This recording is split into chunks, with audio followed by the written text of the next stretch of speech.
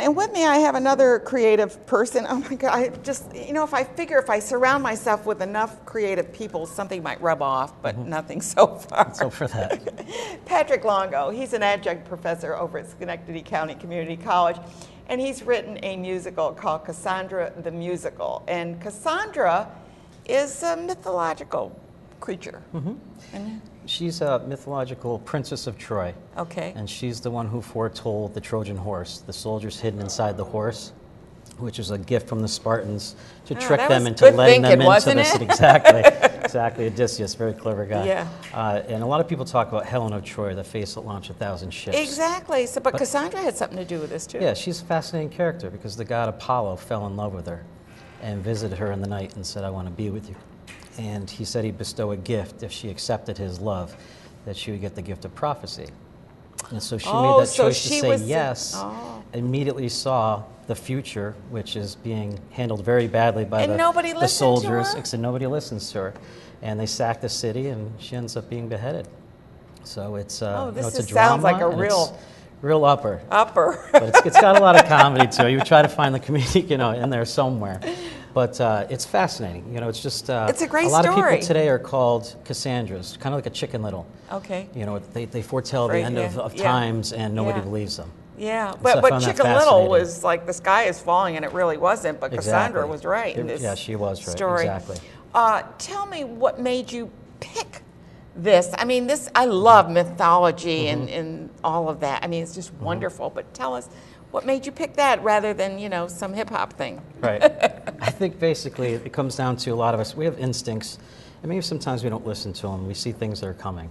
But I had a friend who had talked about something over and over and over again. I said, this is going to happen. It was during the dot-com bubble, and I said, you're going to lose your job. They're going to go under. This is going to happen. This internet thing is going to kind of explode or, implode.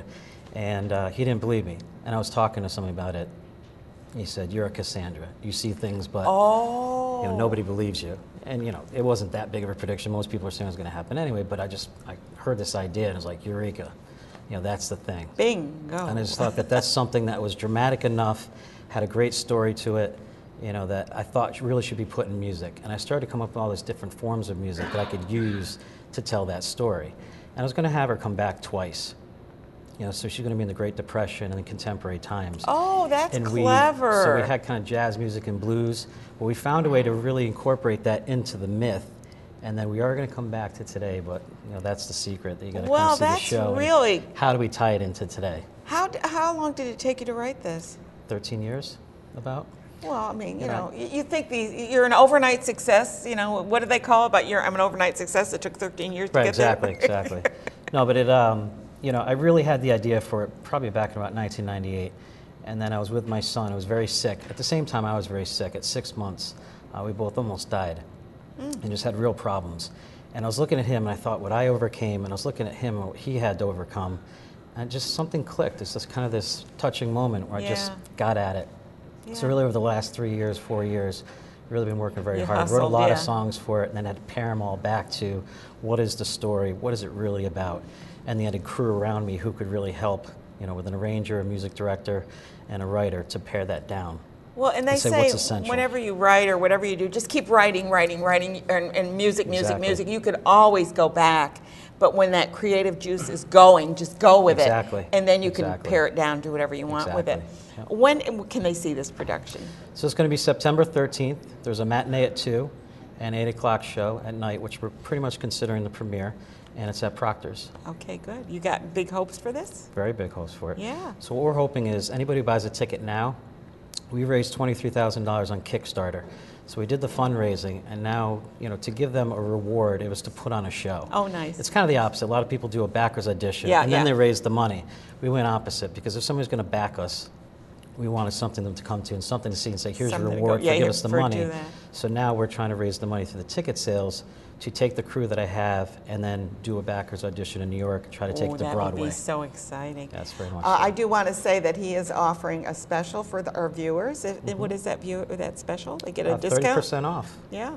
Right, so and all you have to do is... you have a code that you can put there's a code. We're not going to tell you. You have to go to my website to find it, or go to go to my newsletter or go to my Facebook page. It'll be on there. And if you would like to get tickets at 30% off, what a deal that is, just for watching this show. Right. Patrick, you are so good to us. Thank you so much. I appreciate it. I wish you much success with your production. Thank you. How big is your cast? We have 10 people in the chorus, and we have 3 leads. Okay. You know, so it really has a very Patrick full White in choral your show, sound this to show it. too? He's not, unfortunately. Patrick is not in this show. But they're all coming from New York, and again, the hope is if we cast in New York, that now we can go down to New York, and then hopefully keep some of those You casts. made your cast from New York? From New York, exactly. Wow. Exactly. When did you go down there to audition? We started about 2.5 months ago, really. But we started to collect, you know, and started to pare back again how many leads we needed. So we really came up with 3 leads. It's Apollo, Cassandra, and her father, Priam. Wow. Right, so it's kind of thing between the father and the choice to lead the city and to kind of come up and through the ranks and take control of the city versus does she want a family?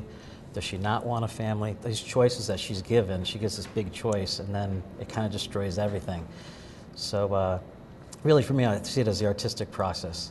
You know, you have to see it, you have to believe in yourself, you have to believe it's going to come. You tell everybody and it's, you know, will they believe in it enough to come and sit down and watch it? You are also a believer because the fact that you put this much effort into a production, not knowing a whole lot other than you got all these people saying, we believe in you. Right, exactly. And it gave you that impetus to keep moving forward and to get a cast from New York City. That's not shabby. Yeah, exactly. Yeah.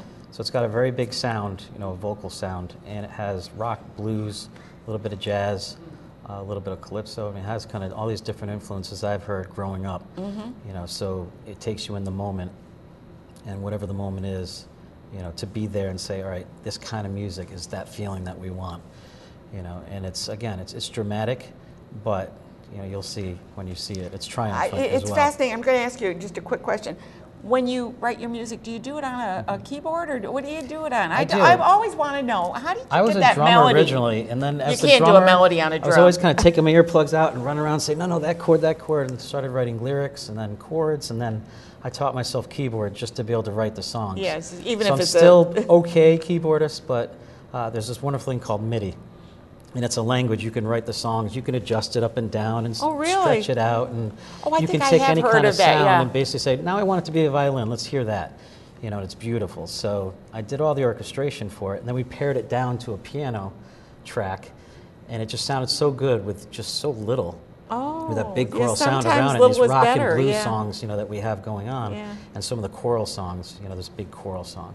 And sounds exciting. It sounded beautiful with just a piano. So, you know, now it's just a rock band and a pianist, you know, doing some light Sounds strings. so exciting, Patrick. I just stand in awe. I've said this word twice already, but I do stand in awe of creative people because I can't even imagine what it's like to have this idea and then be able to pull it from this little kind of thing in your brain that to make it into something on stage. Oh my gosh! So it's beautiful because I had the arranger send something the other day, and I had to write him back. I said I cried.